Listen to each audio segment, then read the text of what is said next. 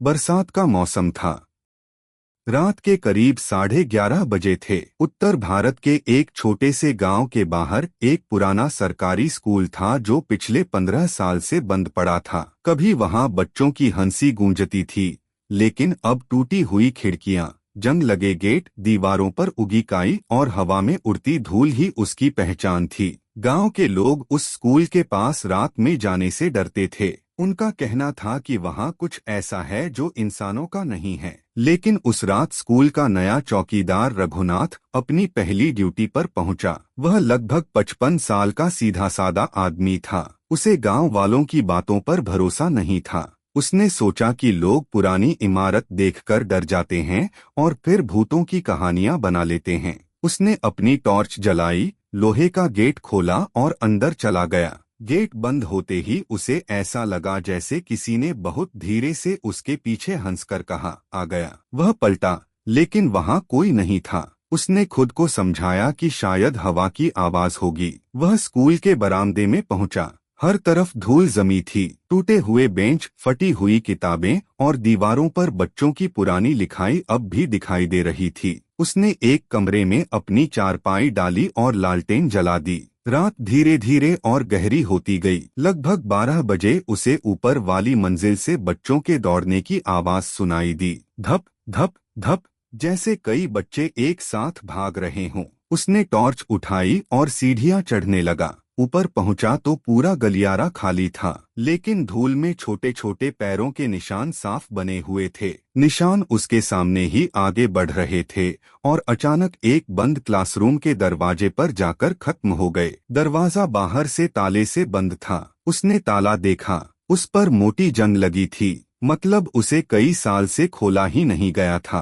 तभी कमरे के अंदर से किसी बच्चे की धीमी आवाज आई, चौकीदार अंकल, दरवाजा खोलो, हमें बाहर निकलना है। रघुनाथ का गला सूख गया। उसने डरते हुए कहा, कौन है? अंदर से कोई जवाब नहीं आया। कुछ सेकंड बाद दरवाजे पर किसी ने जोर जोर से पीटना शुरू कर दिया। धम धम धम, ऐसा लग रहा था जैसे कई छोटे छोटे हाथ एक साथ दरवाजा पीट रहे हों। रघुनाथ डरकर पीछे हट गया। अचानक सब कुछ शांत हो गया। उसने नीचे भागना ही सही समझा।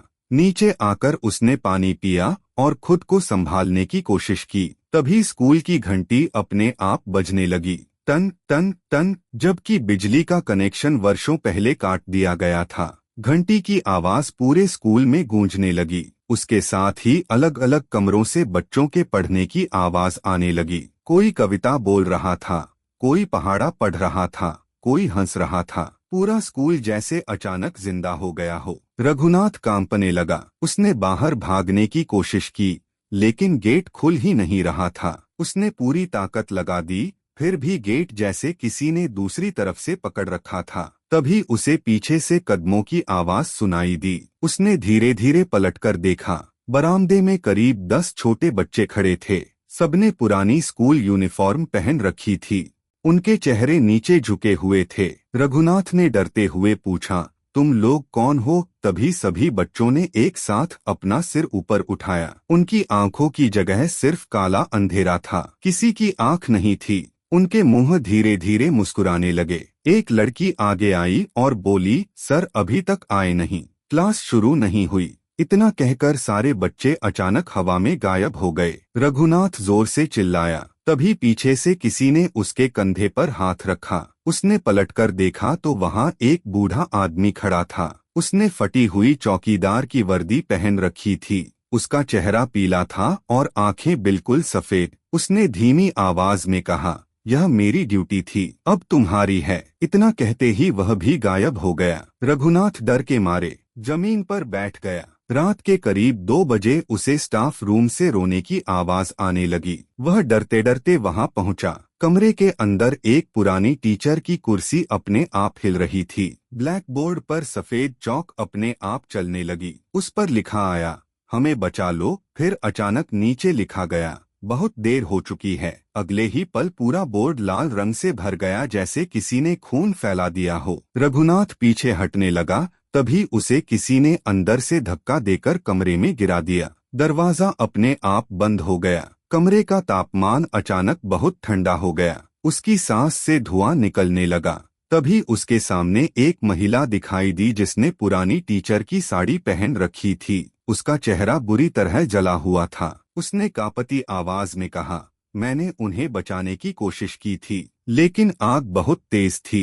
इतना कहते ही उसके पीछे दर्जनों बच्चों की जली हुई परछाइयां खड़ी हो गईं। वे सब धीरे धीरे रघुनाथ की तरफ बढ़ने लगे। उनके शरीर से जलने की बदबू आ रही थी। वे एक साथ बोले, हमें यहाँ छोड़कर क्यों चले गए? रघुनाथ डर के मारे रोने लगा। तभी उसे याद आया कि गांव में किसी ने बताया था कि कई साल पहले स्कूल में भयानक आग लगी थी जिसमें एक टीचर और कई बच्चे जिंदा जल गए थे, लेकिन सरकार ने उस घटना को दबा दिया था। तभी उन सभी बच्चों ने अपने हाथ उसकी तरफ बढ़ा दिए। उनके हाथ बर्फ जैसे ठंडे थे। जैसे ही उन्होंने रघुनाथ को छुआ, उसे लगा कि उसका शरीर सुन्न हो रहा है। उसने पूरी ताकत से भगवान का नाम लिया। अचानक कमरे की खिड़की अपने आप खुल गई और तेज हवा अंदर आई। सारी आत्माएं चीखने लगीं। रघुनाथ मौका देखकर भागा और सीढ़ियां उतरकर मुख्य गेट तक पहुंच गया। इस बार गेट अपने आप खुल गया। वह बिना पीछे देखे गांव की तरफ भागता रहा।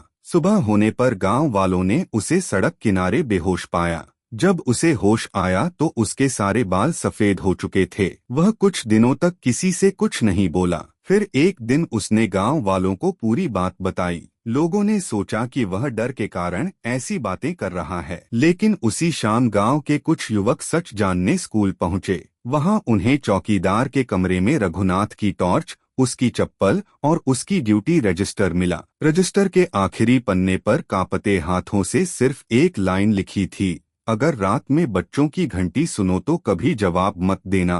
तभी उन युवकों ने ऊपर से बच्चों की हंसी सुनी। वे डरकर भाग गए। अगले दिन जब गांव वाले दोबारा स्कूल पहुंचे तो रजिस्टर का वह आखिरी पन्ना गायब था, जैसे वह कभी लिखा ही नहीं गया था। उस दिन के बाद कोई भी उस स्कूल में चौकीदार बनने को तैयार नहीं हुआ। सरकार ने स्कूल की इमारत को पूरी तरह बंद कर दिया, लेकिन आज भी आसपास के लोग कहते हैं कि बरसात की अंधेरी रातों में ठीक 12 बजे उस बंद पड़े स्कूल की घंटी अपने आप बजती है। टूटी हुई खिड़कियों से बच्चों के पढ़ने की आवाज आती है, और अगर कोई हिम्मत करके गेट के पास चला जाए तो अंदर से एक बूढ़े चौकीदार की धीमी आवाज सुनाई देती है, मेरी ड्यूटी खत्म हो गई, अब तुम्हारी बारी है।